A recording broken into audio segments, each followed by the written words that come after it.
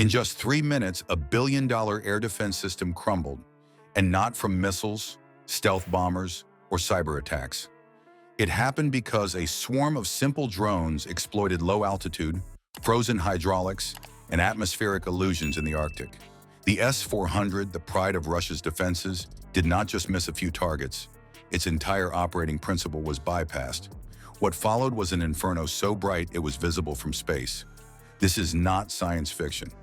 This is how environment crushed technology on a real battlefield. Before we move on, please take a moment to subscribe to the channel and like the video. They came in low, no higher than the lights on a football field, and the most expensive radar network on the continent never saw them coming. For years, the S-400 promised invulnerability.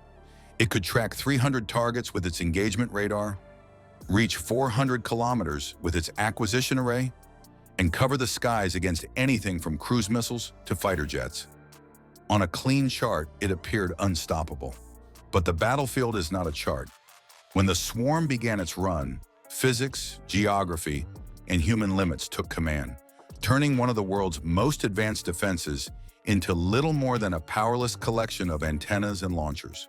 The drones flew inside a narrow corridor of space that ground radars could barely touch. By hugging the dirt at roughly 300 feet, they slipped behind the curve of the Earth itself. Every radar horizon has a ceiling, and once a target dips under it, the operator is blind until the object rises back into view. For the S-400, the theoretical reach of hundreds of kilometers collapsed into a short 40.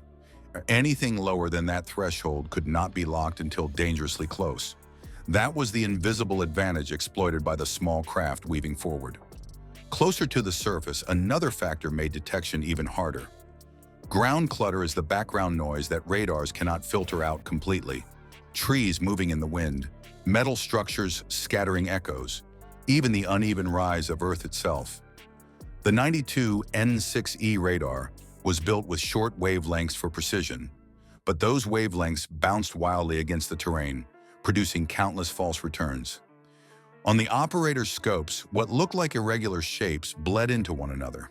Was it a bird, a ghost signal, or something hostile? With no positive identification, missile tubes stayed shut. Every passing second, the approaching swarm crept deeper into Russian airspace without a single missile fired. To make matters worse, the drones began their run from positions only 2 kilometers beyond the base perimeter. Inside that narrow zone, the S-400's interceptors faced another problem. Missile fuses require space to arm and flight room to stabilize. At such close range, launch was a gamble. An unguided shot that risked failure before a warhead could even detonate. In practice, this meant the very heart of the system could not respond once the enemy crept close enough. The operators knew something was there, but lacked both data and distance to act. Meanwhile, the attackers had no such handicap. They carried simple optical sensors, nothing as exotic as phased arrays or sophisticated jamming suites.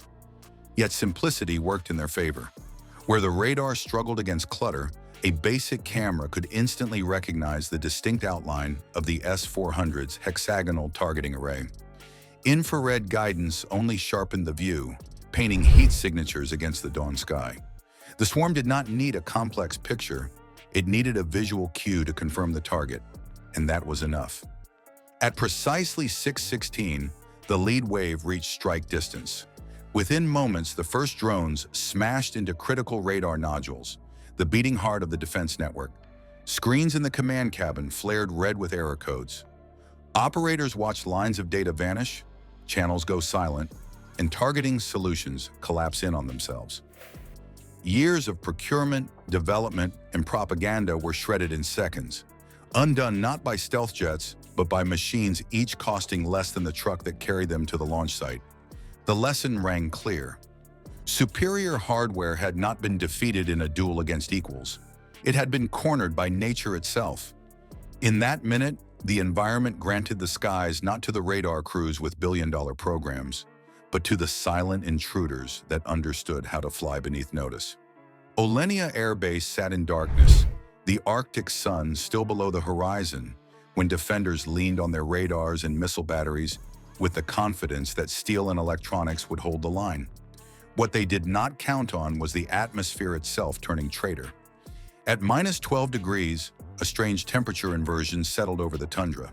The surface air, colder and denser than the air above, bent electromagnetic waves across the horizon. Radars read the distortion as incoming aircraft, entire formations that weren't there. Screens lit up with targets that existed only in physics, not reality.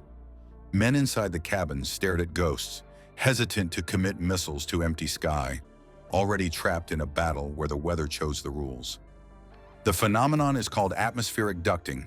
It turns the sky into a hall of mirrors, bending signals and multiplying them. Defenders saw wing shapes darting in and out of range, but when they fired, nothing appeared. An old P-18 spoon rest radar dug out from Soviet stockpiles should have tracked anything crossing in from altitude. But in these conditions, its decades-old vacuum tube amplifiers went blind. It was designed to catch lumbering jets in the Cold War, not tiny quadcopters crawling low under ducting effects. Operators tried to switch frequencies, change gain, adjust filters, but the more they worked the controls, the more the Arctic mocked them with echoes and silence. In moments when accuracy mattered most, the spoon rest might as well have been unplugged. While the electronics faltered, the mechanics strained under the cold as well.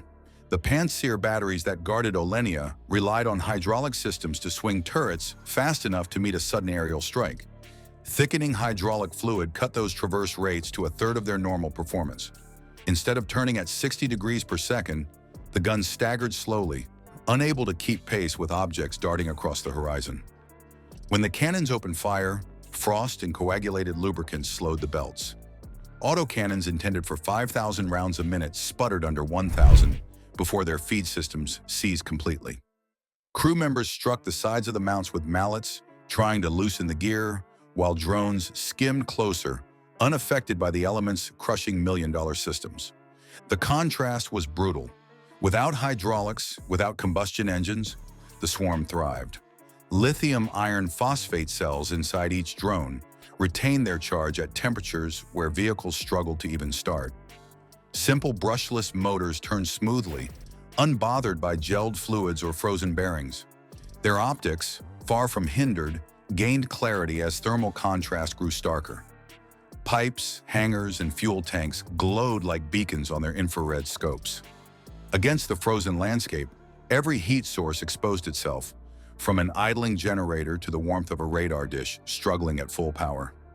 Where the defenders saw lies in their scopes, the attackers watched a clear canvas lit in infrared. Desperate, the gunners panicked. They launched volley after volley, more than 40 Pantsir missiles streaking into the sky. Thousands of rounds tore holes across the tundra, breaking windows, splintering aircraft already grounded in ice. But from the entire storm of firepower, only 3 drones fell. Each missile cost in the millions. Each drone cost barely a fraction. At 6:24, time ran out. One slipped through and rammed the aviation fuel tanks. The explosion, a chemical chain aided by brittle steel cooled for weeks in Arctic frost, tore the installation apart. Metal shattered instead of bending, spraying jagged shards like artillery across the runways. Pipes burst, valves cracked, and secondary fires spread through shelters that had taken years to build. The collapse of Russia's defenses was not caused by drone sophistication alone. What decided the outcome was the environment itself, a force that no radar van or missile tube could control. In minutes, billion-dollar systems built to face squadrons of fighters were undone by fog sensors, frozen hydraulics, and deceptive air layers. The decisive power came not from technology, but from knowledge. Terrain and physics became weapons as real as any missile. Future wars will turn on who can exploit those forces first. Machines matter, but the side mastering the world around them will dominate the battlefield.